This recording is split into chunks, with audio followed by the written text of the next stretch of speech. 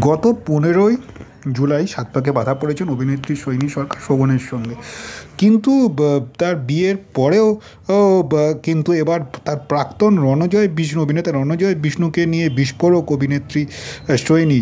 কারণ সোহিনীর বিরুদ্ধে অনেকেই অভিযোগ করেছেন যে শোভনের জন্যই রণজয়কে ঠকিয়েছেন, আর রণজয়কে কার্যত শোভনের জন্যই তিনি ছেড়েছেন এবং কার্যত এই বিষয়েই নিয়ে মুখ খুললেন এবার সোহিনী। স্পষ্টতই জানিয়েছেন যে এই অভিযোগ সম্পূর্ণ মিথ্যা।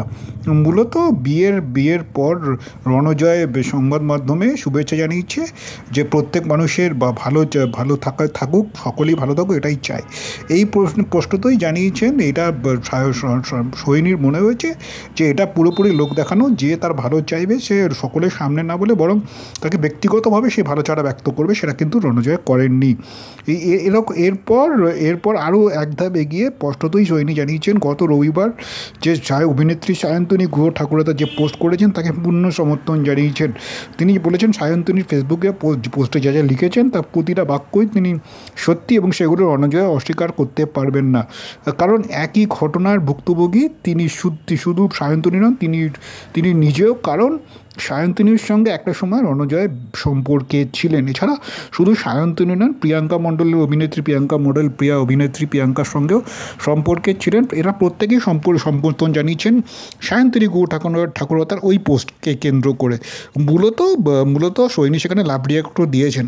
মূলত সকলে এই রণজয় বিষ্ণু যে প্রাক্তনীর প্রত্যেকেই যে এই সায়ন্তনীর অভিযোগগুলোকে সমর্থন করে, তারা এক বাক্যেই বলেছেন স্পষ্টতই।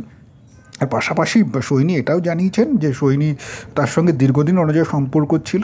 একটা সময় তারা সিদ্ধান্ত নিয়েছিলেন বিয়ে করবেন। মূলত স্পষ্টতই সোহিনী যেটা জানিয়েছেন সংবাদ মাধ্যমে যে একটা সময় রণজয় টানা ঘরে বসেছিলেন 2020 সাল থেকে 21 সাল 2 বছর, কিন্তু সেই সময় সোহিনী একটানা কাজ করছিলেন, কিন্তু তাই অপেক্ষা করছিলেন যে রণজয় কখন কাজ পাবেন, রণজয় কাজ পেলেই তারা বিয়ে করবেন। ফলত 2022 সালে যখন গুড্ডি ধারাবাহিক এলো, স্টার জলসা, সেই ধারাবাহিকের সময় তারা সিদ্ধান্ত নিলেন যে তারা বিয়ে করবেন।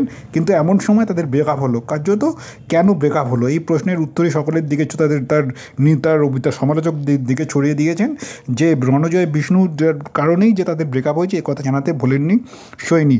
সব মিলিয়ে বিতর্ক যেন কিছুতেই পিছু ছাড়ছে না। স্পষ্টতই অভিনেতা রণজয় বিষ্ণুর পিছন থেকে মূলত সায়ন্তনীর পর এবার প্রাক্তনী সোহিনীও তার বিরুদ্ধে মুখ খুললেন।